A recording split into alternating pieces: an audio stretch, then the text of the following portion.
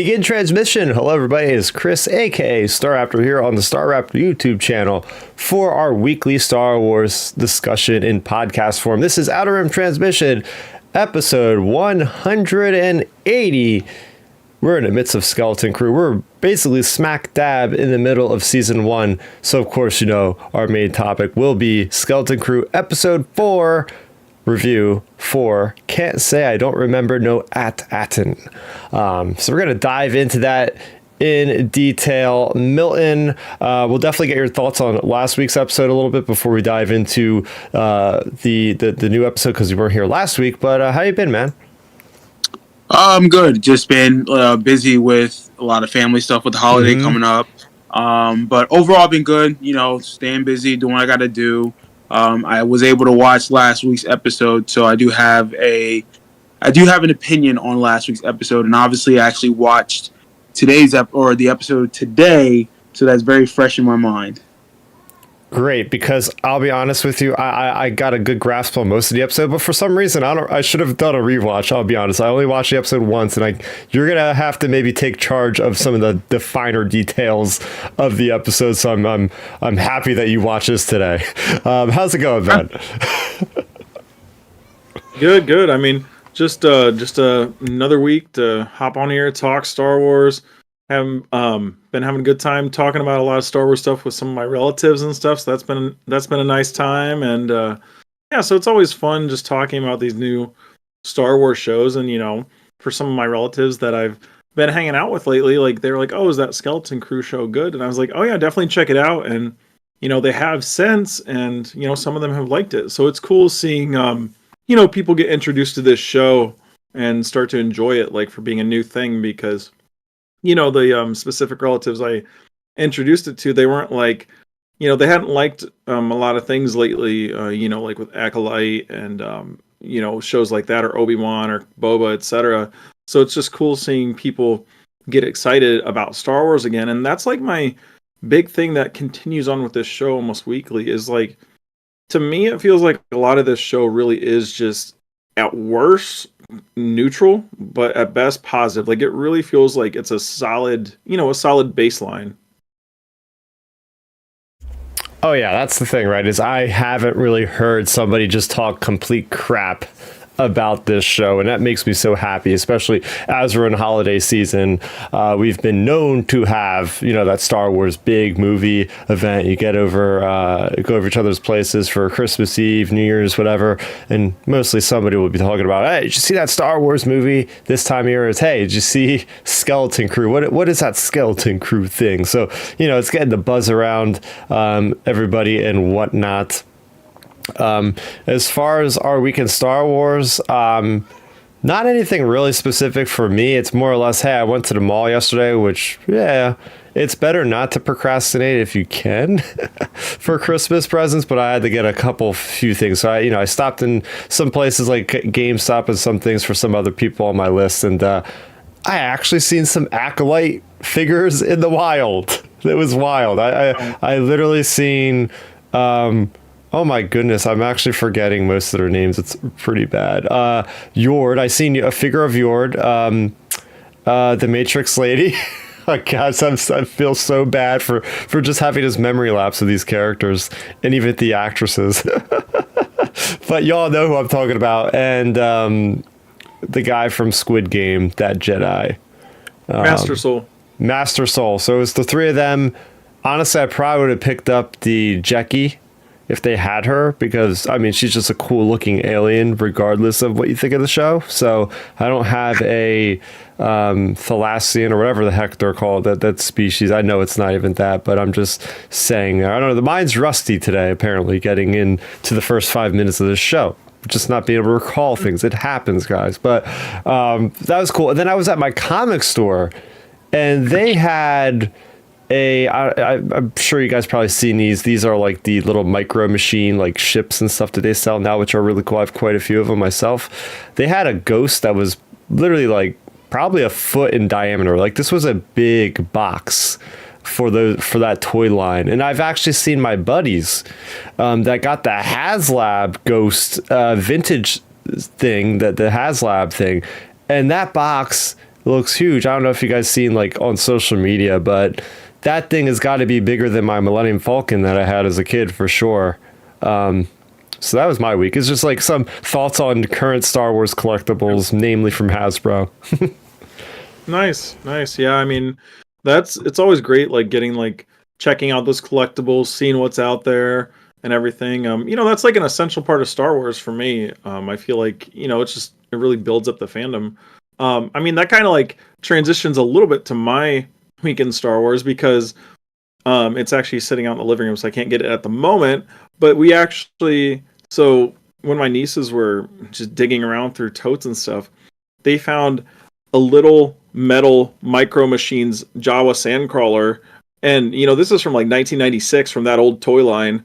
And it's literally like a little Jawa sandcrawler like this big. And when you open it up, you can see like a microscopic little Jawa with a little R2-D2 inside of it, actually. And, that thing's like almost 30 years old. But that was my week in Star Wars, just finding that little collectible. Yeah, there's something about those Micro Machines that really does it for me. Like, I'm not talking about the things I was just mentioning, Micro Galaxy, Micro Squadron Galaxy, but the legit Micro Machines. Yep. Dude, and they would make I don't even know if it was part of the same line, but the actual faces or helmets of the characters. Faces where you open them up. You would open those things up. You remember those, Millen? Yep. Yeah, I remember them. Did you have any of them? Yeah, I remember them. Yeah. Did you own any of them? Like the C-3PO, I think it was the Ewok. I think Darth Vader was like Bespin or something. No, I was too poor for that, dude. Like I just was window shopping, but I do remember those a lot. I gotta dig mine out. They're somewhere in one of the attics. I gotta go through and dig about one day. And then there'd be the ships. Like I think I might have had a TIE Interceptor, Slave One. I think I had at one point. Yeah, it was good stuff. But yeah, I know those things. I'm so nostalgic for those darn Micro Machines, and I think there was some stuff that came out that was based off of like New Jedi Order, because it's imprinted in my mind, or one of the earlier the Thrawn trilogy. It must have been Thrawn trilogy because I was a kid back then. That the New Jedi Order wasn't out yet, but it was like a mock looking Death Star that was like white with like blue. And I don't know, Ben, if that's from something, but that's always been in the back of my head. Like I've seen these, like maybe somebody mistakenly got me like Battlestar Galactica toys or something, but like I could have sworn there was like a Star Destroyer. I had like this blue thingy that kind of looked like a Death Star. I could only imagine like this must be from Legends or something like that. They might have, because back then they were making a lot of toys from the EU. Because you have Thrawn, you have Thrawn and Mara Jade specifically. Like they had several different products back then. So it wouldn't surprise me if they also included that with the Micro Machines as well. Yeah, well, one of these days we'll probably just have to just do a deep dive into Micro Machines' history of Star Wars, because I could go deep with that. I have so many good memories of just even the funny things, like going back with Hasbro, and I remember they would put out concept designs as figures, namely the vehicles. Like I actually have like a proto cloud car, but it would be like a single person rather than a twin pod cloud car. I'm pretty sure that was that was concept art. There was also one that was like a speeder bike with like an Endor like rebel trooper on it. There was one that they had really cool off color, like, oh, you could tell this is from Star Wars, but it certainly wasn't in any of the movies kind of thing. Oh yeah. So, good stuff there. But yeah, do you have anything Star Wars in the last couple weeks, Milton? With Skeleton Crew going on and all? Right. Yeah, I'm not really, honestly. Like, I haven't really well, the last time I watched the movie was Thanksgiving. Like I told you guys about that. As for games or nothing, not really. Honestly, my life has been crazy, adulting lately. So I haven't really sat down actually looking at anything Star Wars related, which is kind of unfortunate and sad. Maybe with the upcoming holiday break and having some time off a little bit coming up soon, I might be able to entertain playing a game or something or watching a movie. So hopefully next time I'm on the podcast, I'll have a better update for you guys. It's all good. It's all good. But on that note, let's jump into the week that was. So getting into it this week, we have a couple releases. We have not just a couple, not 3, not 4. We had 5 new comics that came out this week. 2 from Marvel, 3 from Dark Horse. We had Ahsoka number 6. It's literally a comic based on episode 6 of Ahsoka. So if you've watched the episode, you've read the comic.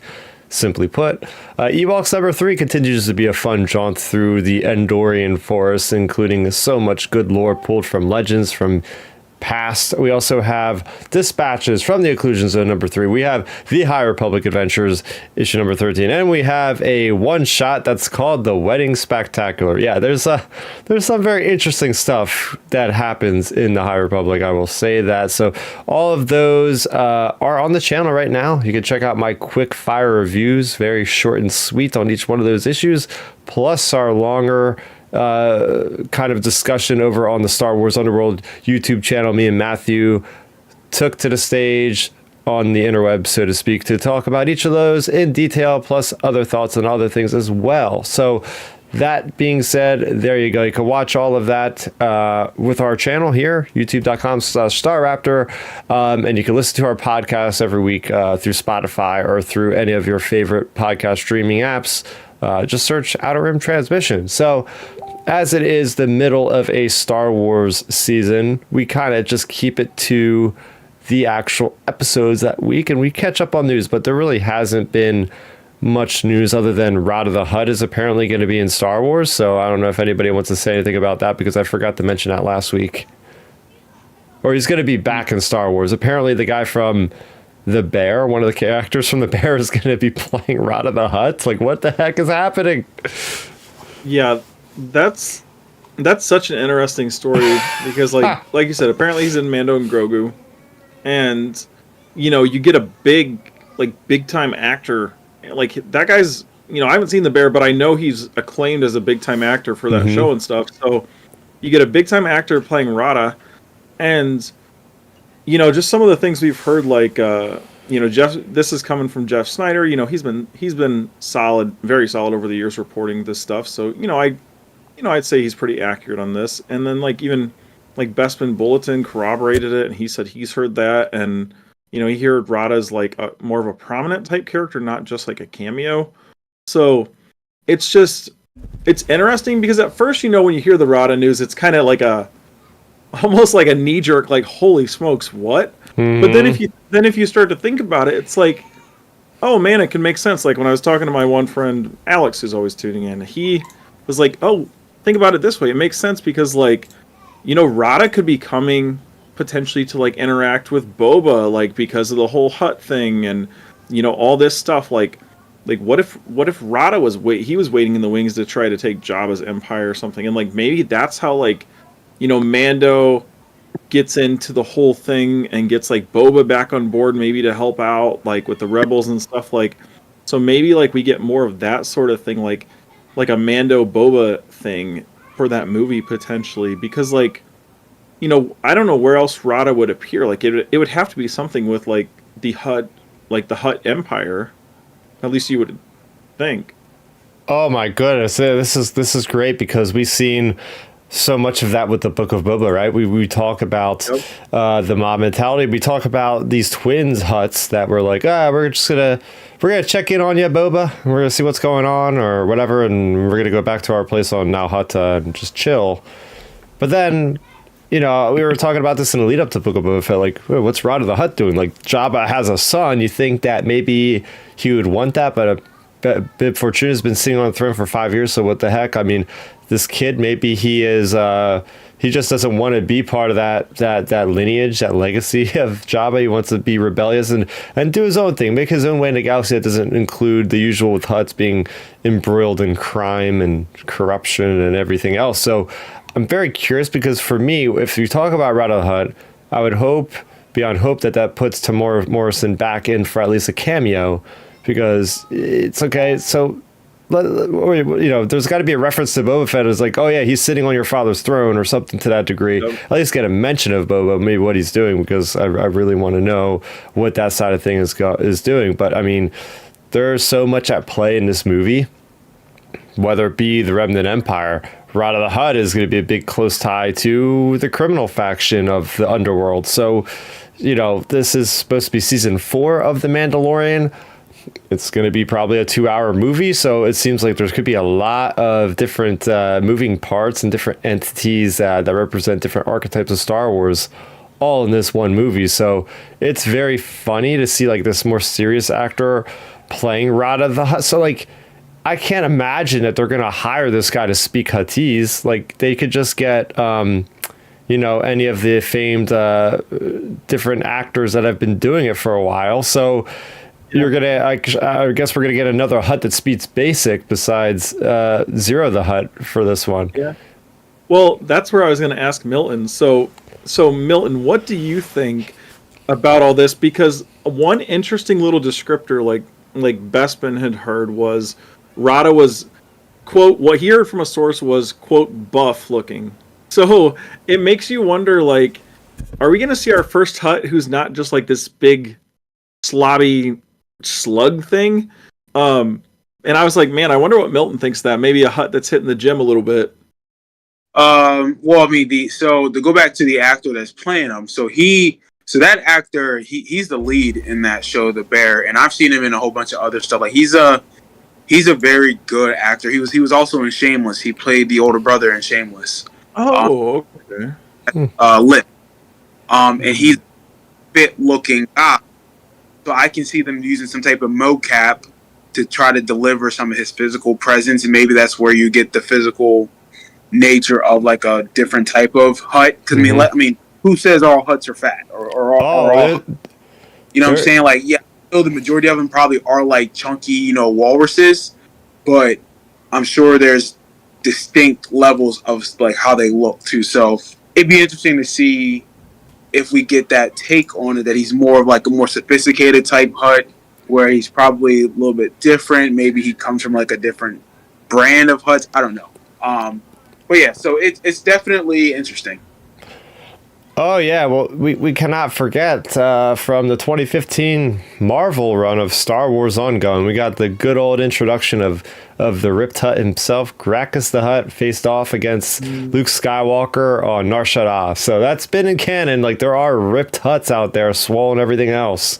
So we shall see. But yeah, definitely not something I had on the calling card for 2025 is this character returning. I mean, it's been a joke, honestly, for a lot of the hardcore Star Wars fans out there, just like kind of poking fun at the Clone Wars movie, like, oh, is this our next entry where we're gonna get Rot of the Hutt? Like, people have been joking about him appearing in Star Wars for the last decade, and for him to actually appear on something that's going to be so widespread. This isn't in an animated series, it's not in a comic book. This is the next Star Wars movie. We're going to get this character, and, there's going to be so many, like, big news outlets out there that are going to be like, who is Rot of the Hutt? Like, you're going to get so many people coming out of the theater going, I want to know the history of that Hutt. Like, what's that Hutt? And then these people are going to be like, wait, he was from that animated movie that most people hated in 2008? What the heck is this? Well, one more little final thing on this Rada point is, if you think about it, though, like, us as like super analytical fans, we're kind of like, like you said, it's like a side swipe at this point. Like, you're like, where is this coming from? But if you think about it, surface level, a lot of the general people, they like associate like Hutts, like when they see a picture of a Hutt, they think of Jabba from Return of the Jedi. That movie was really good. So like, they're probably like, Favreau is probably banking on like, hey, the audience has a good association with Hutts, like, theatrically, and what would be, a nice way to get Star Wars back in theaters. You're having all this stuff go on, and like, give people kind of Return of the Jedi vibes, like go back to, a Hutt being maybe like a mini antagonist or something to start the movie potentially. Like maybe they're gonna like kind of lean into that like Return of the Jedi vibes, maybe. Yeah, so let us know in the comment section down below. Are you hyped for the reintroduction of Rot of the Hutt back into Star Wars canon? We want to know in the comment section down below. So let's just dive in, shall we? So we have episode 4 of Skeleton Crew called Can't Say I Don't Remember No Attin. And this, for me, my first thoughts on this are this was going places I didn't expect it to go as fast as it does, because right off the bat they're like, oh, we're at the planet. I'm like, no way, they're at something cannot be right here. And it was a great kind of focal point on the character of Neil. What's been nice about Skeleton Crew that I've noticed is a lot of these episodes really give certain characters of the crew like their time to shine, and this one certainly shined the light on Neil specifically with his like shortcomings with, you know, being a little timid, being a little scared, you know, the goody two shoes guy that is trying to just to be good and give his friend a, you know, shoulder to lean on and support his friends. And so we get to see him kind of outside his comfort zone. But what was also really cool about this episode is, first of all, seeing another side of what could happen to their planet, right? This is at Akron, not at Attin. So this is one of the jewels of the Old Republic that was, as aforementioned, destroyed. Last episode we heard about that from the out creature Kim. So we get to see firsthand like what that alternate reality, if you will, would be for their own planet, because this planet was certainly modeled almost exactly like their home planet of Attin. So it was cool to see that. It was really neat to have kind of a planet that's basically run by kids for the most part. I want to know more in the next episode about why there aren't as many adults. Why are these kids having so many responsibilities? I mean, obviously they need the responsibilities because there's not as many adults. So what happened to all these adults? I'm very curious about just I love about the show. Keeps bringing more questions into the forefront as we keep getting resolution on previous questions. And yeah, so it was really cool. And that final part of the episode, this really big climactic part, was at SM33 and this big little conflict that we have going on, and a nice little cliffhanger. But yeah, I'll throw it over to Milton, who has watched this episode the most recently. What'd you think about episode 4, man? And actually, before you get into that, just tell us about what you thought about episode 3 from last week. I thought episode 3 was actually pretty solid. Mm-hmm. I liked it way more than I like this episode. I thought episode 3 was cute. It was adventurous. It pushed the narrative of the story regarding them trying to get back to their home planet. That little owl creature was very fast. I mean, the CGI for the owl creature, get its name, was like pretty dope. Like, I'm very impressed with the look of the show overall. Yeah. Like, that episode stood out to me just because I just love how it continued to push the narrative. Everything had a purpose. I love how the kids pushed a Jude Law's character to make him like kind of tell the truth about who he really is and all that type of stuff. So I really felt that episode, to me, of all the episodes at that time, was the strongest one. Now moving forward to the one I watched today, I hated it. Did not enjoy it at all. I thought it was clunky, confusing. It felt just like a weird, out of place episode. I'm thinking, why are we doing, like, what is the purpose of this episode? We just continue to keep pushing forward of trying to get these kids home. And now some people could say, well, Milton, they are doing that. Like, they stopped at this planet that they thought was at Attin. And I'm like, you're right. And it's kind of like a mirror type planet of where they're from. But I just hated all the stuff with the military militia people. It just was, I was very bored with it, and I was kind of annoyed, honestly. Very interesting. Yeah, I could see where it did feel for me like it wasn't my favorite, and it's kind of spoiling her. It wasn't my favorite of the 4 episodes so far, but I still thought it added value. But I can agree with you. Like, the episode came and went, and I'm removed a few days from watching it when it premiered, and I'm kind of in the same boat where I was like, okay, that was good. Did it push the story enough as the other episodes? It certainly didn't. And I think because of the way the other episodes really pushed the story forward quite a bit, it might feel like kind of a downgrade when this one doesn't really go as far as the other one. So, yeah, I respect that. But what were your thoughts on this episode, Ben? Well, before you go, Ben, yeah. Thing you brought up, Chris, that you said early in the when we started talking, was that, you know, you couldn't remember, like, not the point. You said, you made a comment about, you know, you have to go back and rewatch this because you probably couldn't remember some of the stuff. This episode was honestly very unforgettable. Like I don't want to watch this episode again, except the alien kid. He was the one that stood out for me. That's it. But other than that, I was just like, this is stupid. Like it was just it didn't feel like it meant anything. But that's just me. Over to Ben. I mean that's understandable. Like for me, I think the episode, like I said, this show I feel like for a lot of people are ranging from like, neutral to positive. And like this to me falls more in like that say neutral category of episodes for the show. Like you said, Chris, it's definitely not the strongest one. But it, like for me it's still kind of solid. It's fine. It's just I think this episode, its positives were when we were in more of like kind of the lore-esque parts. Like yeah, the military militia stuff I don't know, I feel like they could have kind of reworked that a little bit. But I do really like the lore aspects of it, of like, hey, this is what, the planet could be like. Or, if at Attin didn't work out. I really like that aspect to the episode just because, we're seeing, what the planet could have turned into. And also, I think another little thing they introduced in this is like, okay, so now we're up in this whole where SM33 and they all go for like the navigation coordinates and stuff.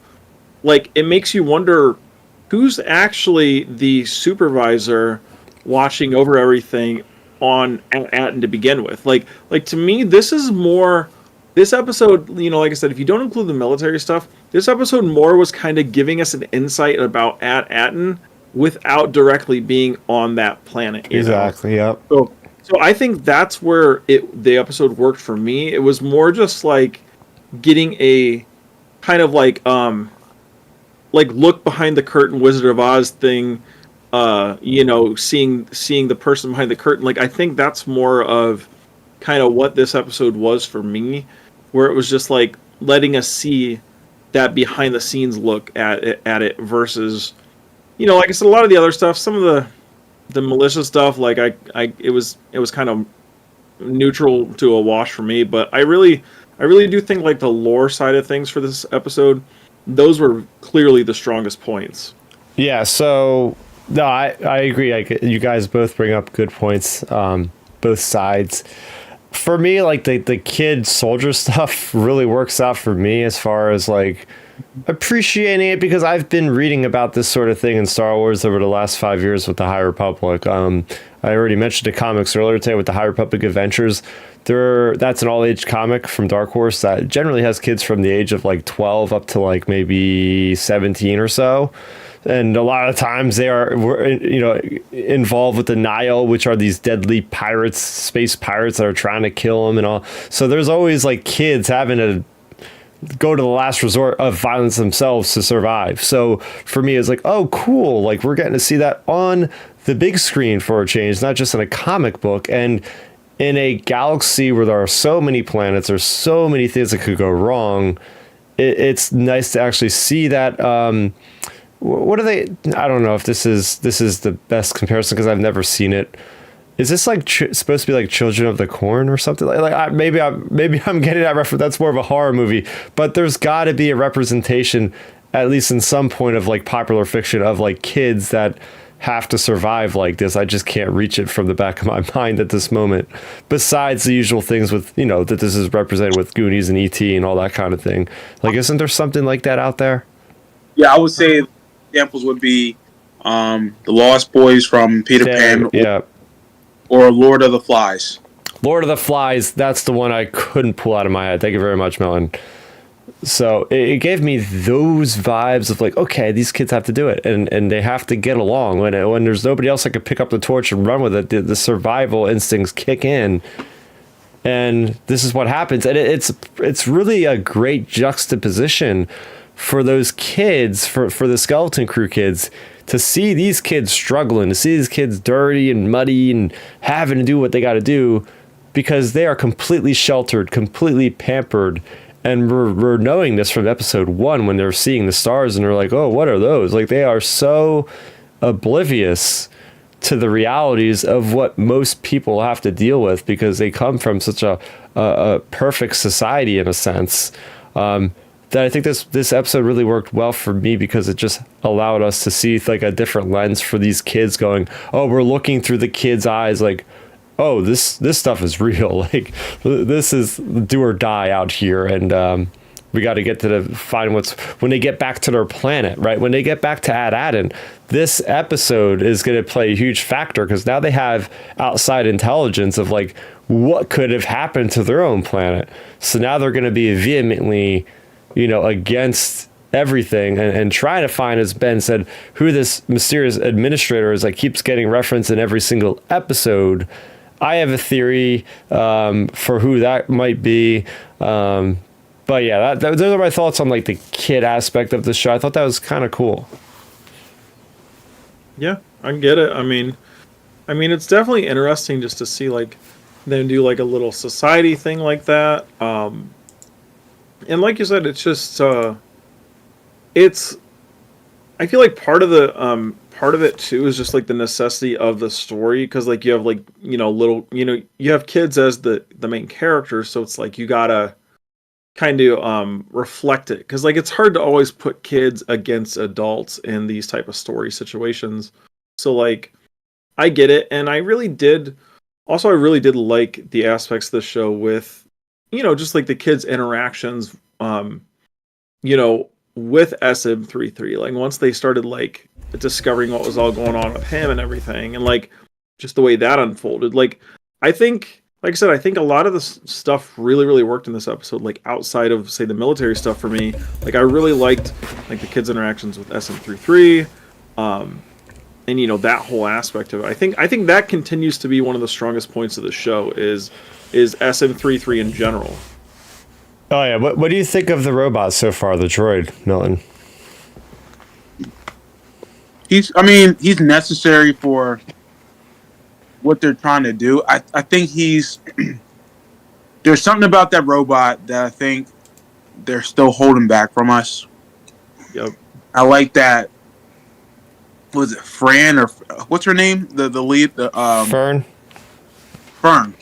How she like thought about her own like robot at one point and used like that protocol to get him to reveal like, hey, I actually did destroy it. I have the memory still of the coordinates.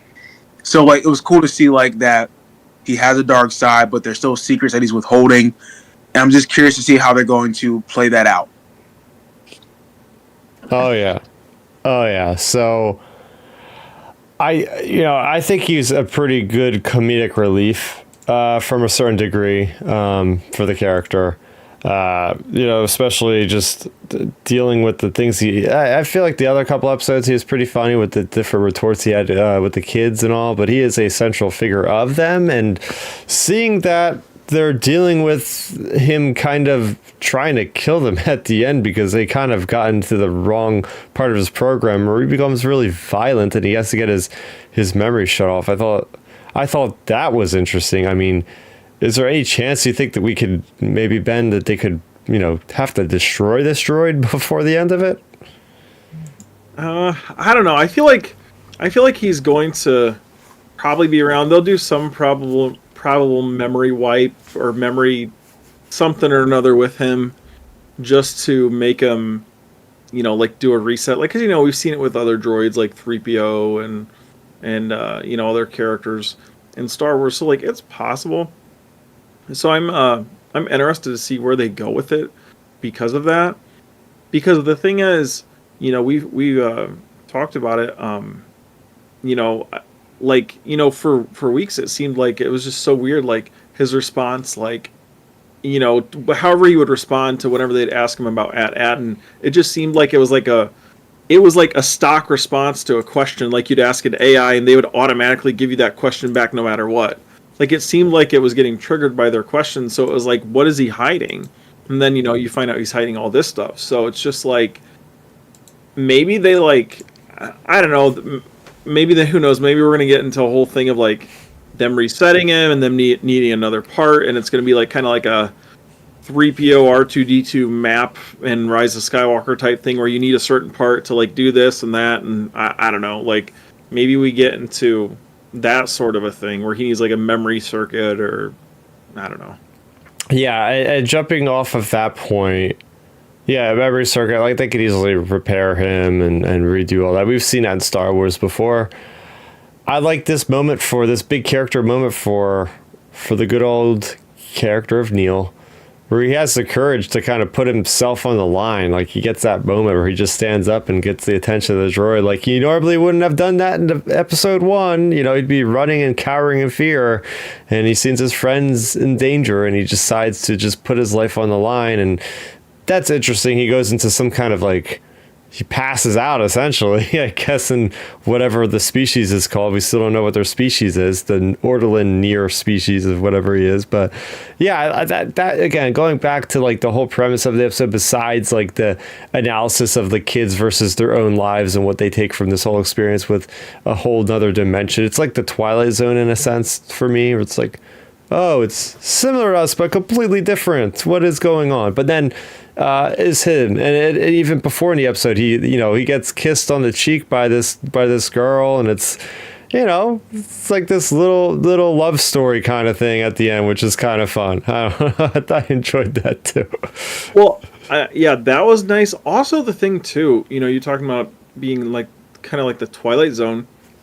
Makes me wonder, guys. Like, do we think this episode could be foreshadowing, like, down the road? Do we eventually get back to the planet and like maybe everyone is wiped out and they have to like leave Attin and go find somewhere else? And it's kind of like your Rebels adventure. Like, well, we lost Lothal, so let's go, wherever. Like maybe like, because I don't know. Like, I wonder. It makes me wonder if we're actually gonna get like a super happy ending with them or not. Because like it is still the Mandoverse. It's still connected, and it's just like, are we going to get a situation where there's like some sort of chaos at the end? Like, is this just like a red herring, like foreshadowing, like what's to come? And speaking of what's to come, it's interesting, but like, I guess it was chemical warfare, some kind of chemical bioweapon that must have just like detonated gas, because they're complaining about breathing and different things like that. So it's like, there's so much mystery around that. Even like, who decided these planets should be gassed or whatever the hell, like some very just this evil stuff happening to destroy these planets like that. And I guess that could be why there's no parents around in a way. Yeah, but what do you think about that, Milton, as far as just the idea of these planets wiped away? This is I'm guessing this is like pre-Death Star tech. Right? They're not going to just vaporize a planet, but there's a lot of other ways to, I guess, get the populace to unfortunately die. I mean, honestly, I don't know if I really have an opinion on it. I don't know. I felt more, I guess, interested when it comes to this planet and like, I guess who, because I think I don't know if it's Fern. What's the alien's kid's name? What's his name? Neil. I think Neil mentioned something about the supervisor tower. And that kind of threw me, because I was like, okay, like, everything that they're saying is a mere reflection of what their planet is. So I mean, honestly, like when I guess people died off, maybe that might be foreshadowing of something that might happen at Attin, or maybe it's just a whole, like, I don't want to say it. Maybe this was a version of Attin before it went to hell, and then maybe Attin revert back to what this other planet is. Who knows? But I took away the whole like tower and the supervisor, because I'm curious to see who the supervisor person is. So jumping off that point, perfect transition. I think maybe he's the actual captain of SM-33. I feel like this ship, their ship crashed to Attin. This is a planet where you're not supposed to have travel to and fro via starship. How could this ship have gotten through with nobody knowing about it, for it to get like buried under the gravel, unless there was some kind of corruption of some leader that said, oh, don't worry about that ship, don't worry about that thing out there, it's no big deal, just look the other way. Like, this captain like assumed power somehow and just kept things under wraps, and he must be there's a lot of long-lived species that live for hundreds of years in Star Wars, so I'm thinking it's some kind of alien kind of creature that, for whatever reason, he wanted to keep this under wraps and just like take power of this utopia. Yeah. I mean, that's what one of my friends was texting me about after that episode. Like, the next day, he was like, man, SM-33 never really did say the captain died specifically. And, like, he never got killed when they were in that tower, with those coordinates and all that stuff. So it's like, where is the captain then? So it's like you said, is he on at Attin? Is he maybe the supervisor or the administrator? Like, because that's, they wouldn't keep highlighting it to a degree here and there without, it's obviously it's not going to be like someone we know where it's like, I don't know, Palpatine sitting there or something, but like, it's going to be someone like, I don't think we get to it and it's just nothing. Like you said, Milton, they keep talking about it and implying about it for a specific reason. It's just a matter of like, who's it going to end up being really at the end of the day? Mm-hmm. Yeah, there's so much mystery left for this series now. Getting into kind of the closure of this discussion, are there any other plot points or any other points you guys might want to discuss about this episode, starting with Milton? I mean, I don't know. I just felt that the episode was just, I wouldn't say clunky. I can't say out of place because I guess it did serve a purpose, but I just felt like it didn't fit for me. It didn't land for me.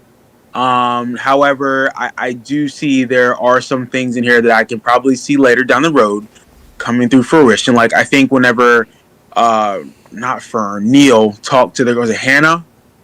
Was Hannah the girl that he fell in love with or he likes? Yeah, I think it was like so Hannah or something. He's like, come to our planet, it's peaceful. And she's like, well, maybe someday after X, Y, and Z, I can see her playing a role later down the road whenever they need some like support or help. Yeah. Oh, another thing I wanted to bring up. I do have one more thing I want to talk about is the character of Jod Wood, a.k.a. Captain Silvo, a.k.a. Crimson Jack, aka it's most likely not any of those names. So I continue to love Jude Law in this series. I love him as a character in Star Wars, period. This guy, he gets it. He's eating up the scenery. He's eating up the acting chops on this one because, I mean, one of the best lines delivered in Star Wars history was when those guards came out to him on the ship with SM-33, and he's like, just kill me already. Like, just the way he delivered that line when he's so done with this, just shoot me, just kill me, get it over with. And then we fast forward, and this might be me agreeing with you, Milton, on the clunkiness of the episode, because I did feel like there was a deleted scene here. And I mean, we get the context of what happened, where it was like, the kids are marching out into the mist. We're expecting this like really crazy violent battle to start happening, and then just Jod shows up with all the people with all the EOPs, and he's like, oh yeah, I traded them for the money, and he just walks out. But like we completely like cut out a scene there. Right. We didn't really need it, I guess, because I said the context, but I guess for clunkiness, that's kind of where it felt clunky for me, at least. Right. Yeah, I mean, guys, like, I'm not gonna lie.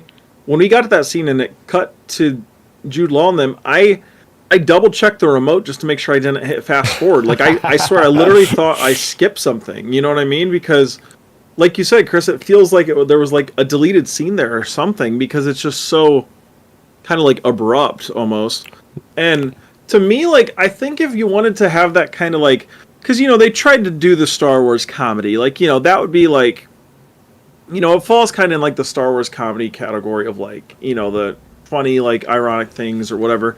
But like, I think the way they could have potentially done it was like maybe extended the episode by like another 8 minutes and like have something, mirroring the kids getting ready for battle, have Jude Law getting ready for battle or something.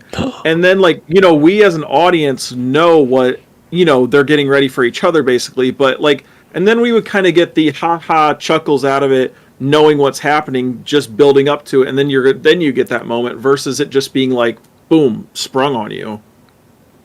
I think that kind of delivery would be in fact better than the one we got here. But hey, not everything could be perfect. Skeleton Crew, as great of a show as it is, there's some missteps here and there, but overall, it's still a win for me. And, Ben, I don't know if you have anything else you want to bring up on the episode before we wrap it up.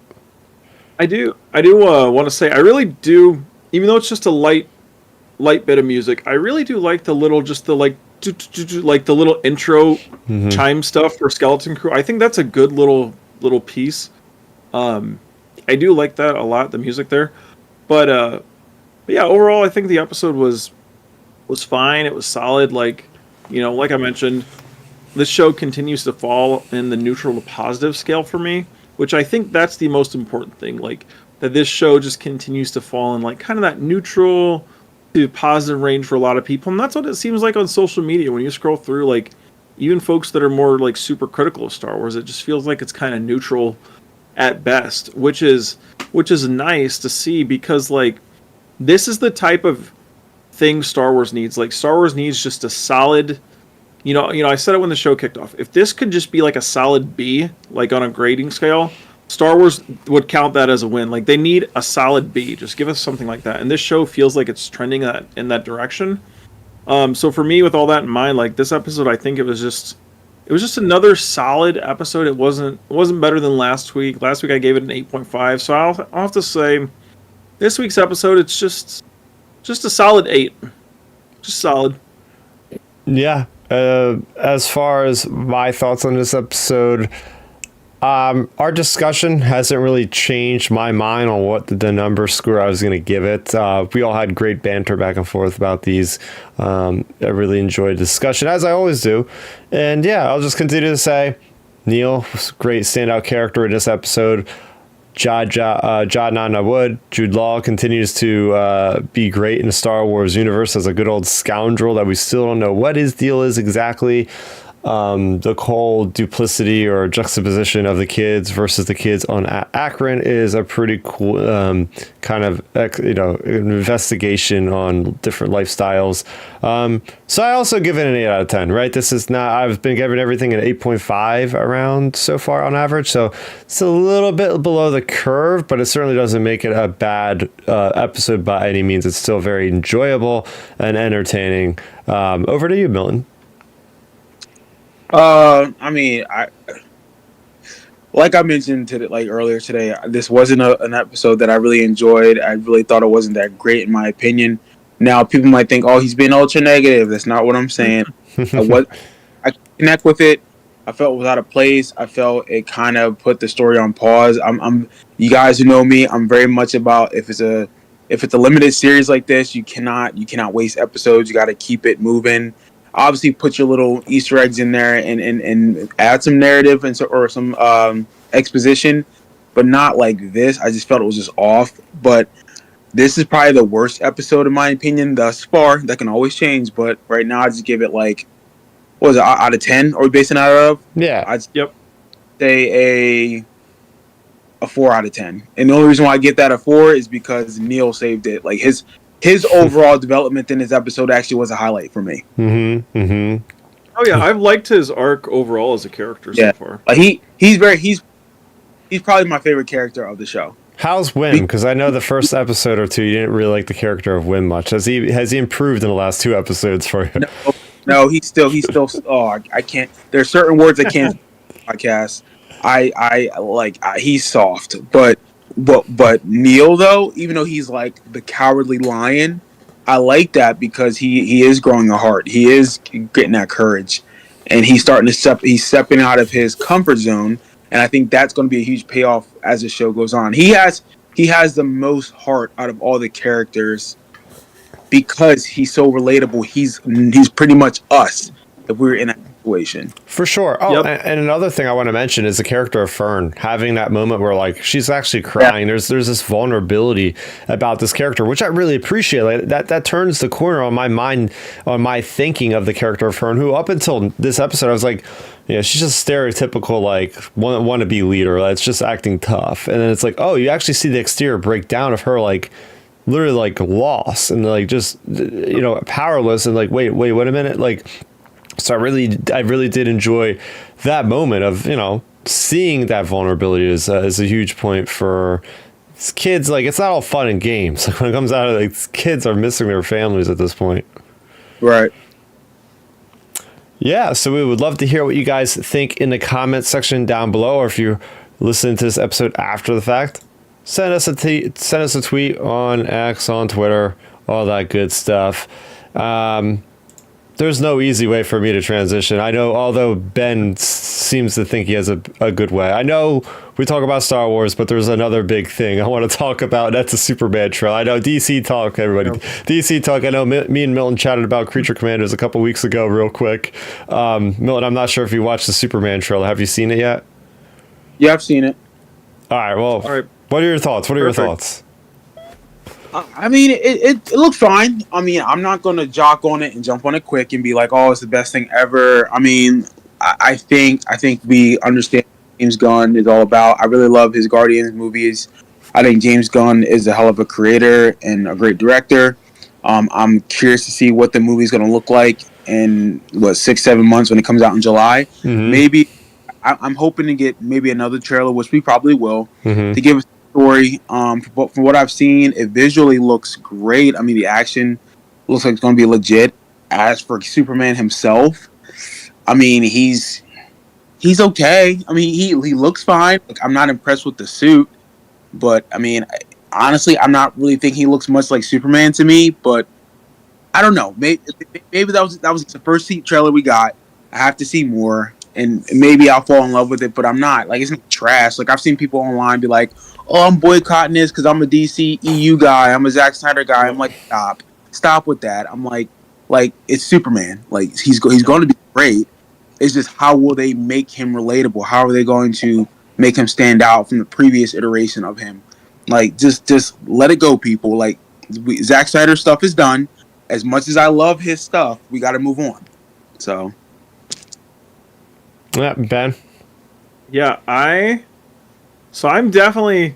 I'll hop right on this trailer, Milton. I definitely think the trailer was, to me, it was like perfect. It was exactly what I've been wanting from a Superman trailer. Like, Superman's by far my favorite overall comic character, and I just really think this kind of personifies like the Superman vibes, like what we've been needing, like as like a not hardcore audience, like a general audience perspective, because the general fandom has been like soured by like you said, we all love the Snyder stuff, but like the general fandom didn't like Cavill's Superman from the jump because it was too dark, it was too edgy, all that sort of thing. And James Gunn's talked before how he was going to transition Superman back to more of that hopeful Christopher Reeves feel of Superman, which for me, like being a longtime Superman fan, like I think it's great. Like I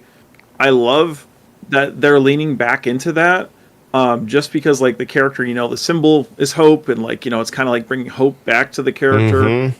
And then like just the whole aspect of like when you like look at the trailer, like you see Superman being beat up already in a fight, and like it's like, so it's like kind of addressing that whole Superman's impervious to anything. Like he's having a weakness, and then it's like to add to like kind of the relatableness, like, hey, you're calling your dog to come and help you. Like that's so great right there. And then I just like the fact that they addressed the typical, hey, I put on glasses, where'd Superman go? Like the whole disguise thing. They just made him look completely different as Clark Kent. And I like that, because that's always been like a long time joke about Superman, where it's like, oh, hey, he put on glasses, where'd he go? And then you take him off. Oh, hey, Superman's here. And it's just like, I like that James Gunn addressed a lot of those things. And then on top of it, like icing on the cake, they have the John Williams classic score. Like when that hits, it's just like, oh man, we're back. I love it. Yeah, I'm definitely erring the way of hype on this trailer.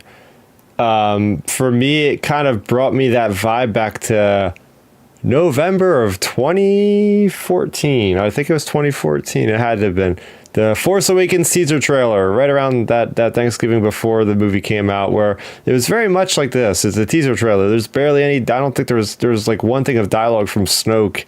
There's like one thing of dialogue, and this from Cornus was saying, "Crypto, take me home." That's all we hear. Everything else is music. But And I'm actually the opposite of Ben on this one. The Superman is a character I could care less. I couldn't really care less about.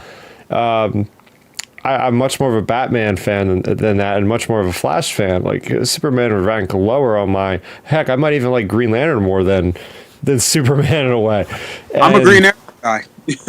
Arrow, of course. There we go. So for me, all that to say, it's like I got like a tingling feeling, like I got a buzz watching this trailer for the first time. Like, oh shoot, like this is actually pretty remarkable.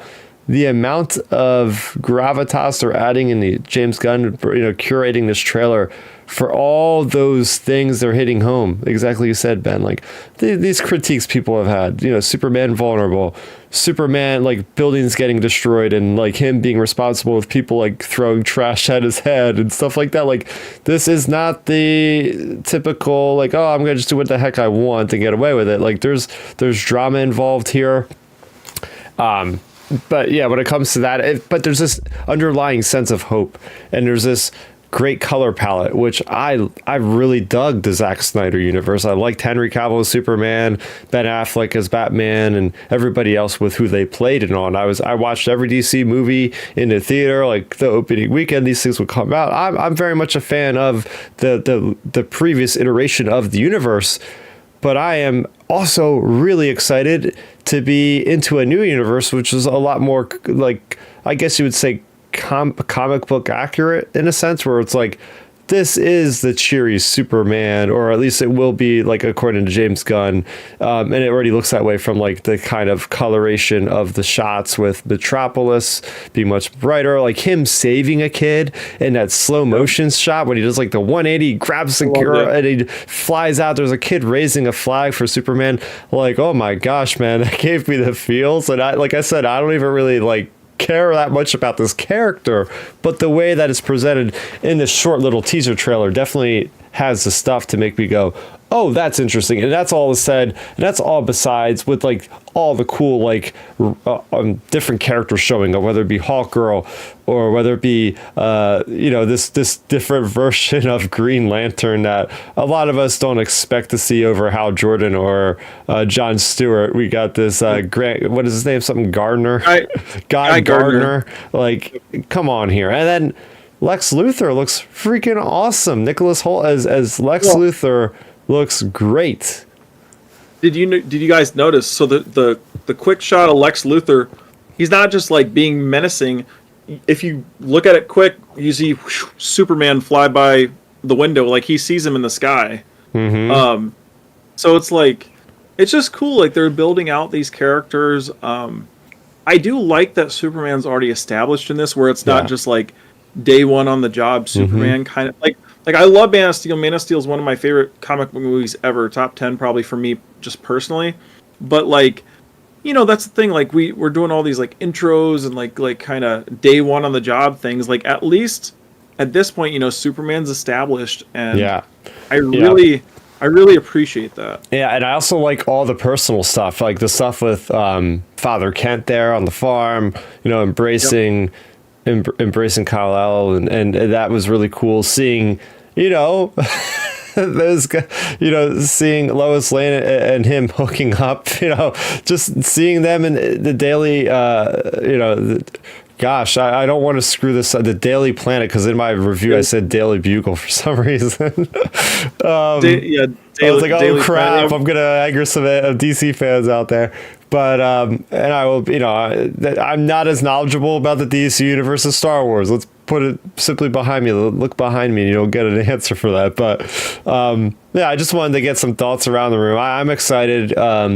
I'm certainly going to be talking about it more on the channel already. I've been talking about Creature Commandos. I did my reaction for this very teaser trailer. So it looks good for me to keep on talking about this stuff as we get closer to the release. But as far as another trailer, Millen, I feel like they're probably going to put something out during the Super Bowl. I mean, that would be in February. It'd be much closer to the actual thing, and I could see that popping off quite well with like, oh, I gotta watch this game to watch for the Superman trailer more than anything else.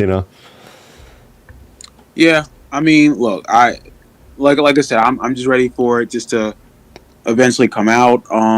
And look, and to comment on like something that James Gunn talks about how Superman's going to be more colorful and whatnot. I mean, he's always been that way, but there's also other versions of him when he's not quote unquote colorful or hopeful. Look, I mean, people universally loves the DC animated movies, and Superman's color palette is not like it is in the comics. It's a little bit darker. Wonder Woman wears like a war type suit, and they're very much like a darker tone in those movies, and people love those. So I don't like the narrative when people say, "Oh, the DCEU was not great," or people hated it because it was dark. I'm like, that's BS, because Marvel changed its dynamic as the movies went on. As we got towards Endgame, those movies got darker.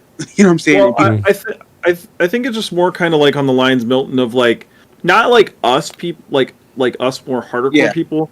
I think it's just more like the general people, like our parents, like I have an uncle, for example. When he watched Man of Steel, he hated it because he was like, that's not like how Superman's been on screen, like with like Christopher Reeves, like the really classic Superman. I think that's where like more the angle James Gunn's coming from with and that look, whole thing. And I hear that, and I'm a fan, obviously, of the Christopher Reeve movies. Like my favorite, I mean, I'm not a Superman guy, except for I do love Superman 2, the Richard Donner cut. And I think with whether it's your uncle or my dad or whomever who likes those characters as children, I respect the nostalgia piece. But people look at Batman, for example. When The Dark Knight Returns was made in the late 80s, that was ultra dark, and people love that comic. And every writer and movie creator or showrunner took their iteration from that particular interpretation of Batman from, what's your name? Was it Alan Miller? Or was that his name? Alan Miller. Yeah, Alan Miller. Yeah. So like Frank Miller. Yeah, You're getting Alan Moore, who did Alan Moore did Watchmen. I think that's where you're getting. My fault. But yeah, like Frank Moore, like everyone stole that, and like people love that. Like they love that type of Batman. You know what I'm saying? Like look at the new 52. The new 52 made Superman darker. Oh yeah. And people love the new 52. So that's why it's like, I think people get so nitpicky and weird. And look, we're like this with Star Wars. Like I have no room to kind of talk because we're like this with what we love. You know what I'm saying? Yeah. However, if you are a true fan of the genre, of the IP, and of these creators, then allow these creators to take a different interpretation, because one, that expands the property and keeps it fresh. And two, it's okay to see a different interpretation and look of it. It's totally fine as long as it kind of makes sense narratively. That's all I care about. Oh, for sure.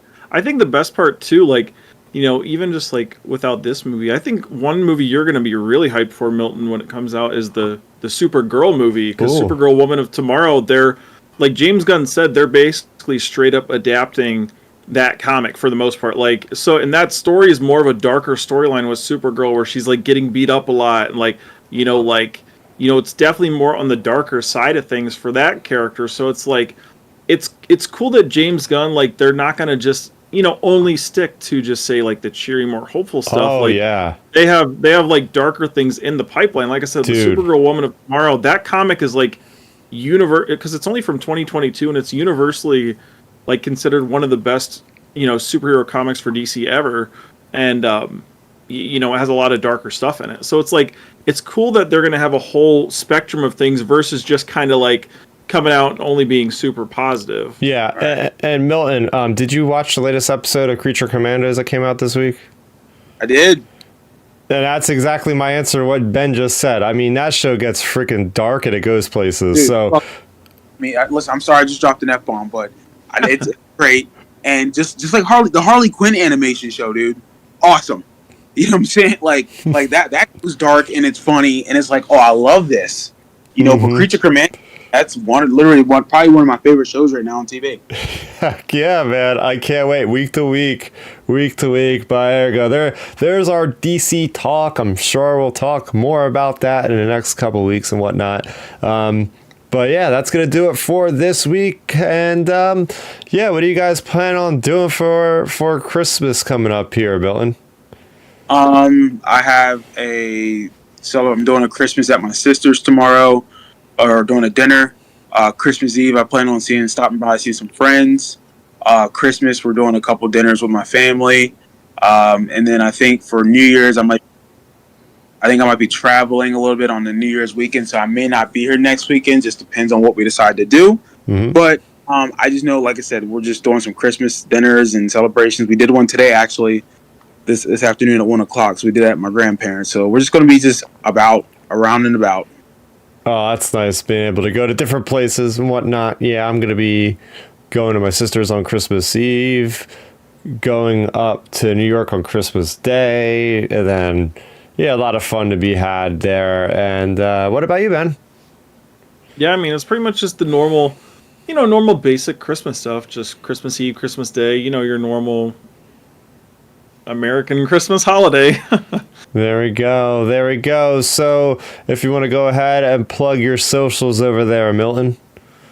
You can follow me on Twitter at MiltonWeber7 or Instagram at Milton7Weber. Hit me up. Send me some DM. We can talk about sports, movies, TV, whatever. As long as we keep it cool, we can be cool.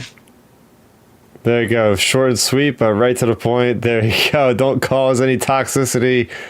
We just want to talk about the stuff we love. Like, it's not fun having to defend something when somebody vehemently hates something. Like, you're wrong because you like this thing. It's like, dude, just let me like what I like. But that's the point. That's all it is.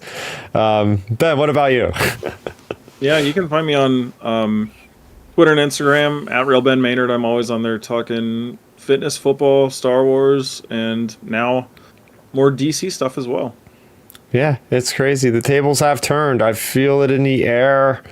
Things are shifting in the cultural zeitgeist of comic book franchises on the screen. I think we're going to get a lot more hype about DC than Marvel. Well, I mean, Marvel has some good stuff coming in next year, but I think it's safe to assume this is definitely my most anticipated movie is Superman in 2025. Oh, yeah. There's no Star Wars movie, so it's going to be Superman. But yeah, I'm looking forward to the positive discussions, and you can find that right here on the channel. As I mentioned, I have my review of the first couple episodes of Creature Commandos, plus I have my reaction to the Superman trailer and many other things talking about Star Wars here at youtube.com/Starrapter, where you can find us here next week, same time, same place, 7 p.m. Eastern, and you can listen to us after the fact on any of your podcast streaming services. Search Outer Rim Transmission. So for Milton, for Ben, for Chris, aka Starrapter, we're wishing you all who celebrate a very Merry Christmas, and we'll see you here next time in Transmission.